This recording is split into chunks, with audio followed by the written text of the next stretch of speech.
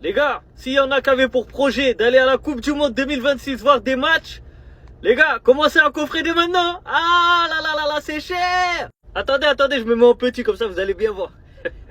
Du coup, en haut, vous avez les prix de la Coupe du Monde au Qatar. Et en bas, il y a les prix de la Coupe du Monde 2026 qui se déroulera aux États-Unis, Canada et Mexique. La différence entre les deux, c'est une dinguerie. On va comparer quelques prix en fonction des matchs.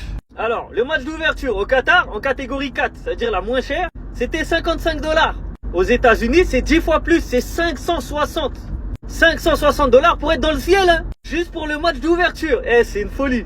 Maintenant, on va prendre un match normal, un match de poule. Au Qatar, en catégorie 4, c'était 11 $.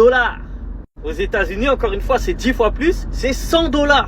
Ça, c'est le prix le plus petit pour voir un match de groupe banal. Alors la finale, c'est excessif. Vous allez me dire c'est une finale, hein, mais bon. Au Qatar, en catégorie 4, la finale, c'était aux alentours de 200 $.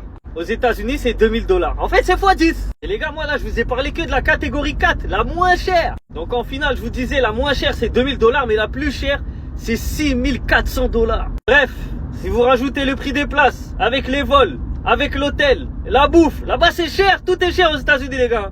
Bon courage. Ça là, c'est une coupe du monde pour les riches, c'est pas une coupe du monde pour les pauvres.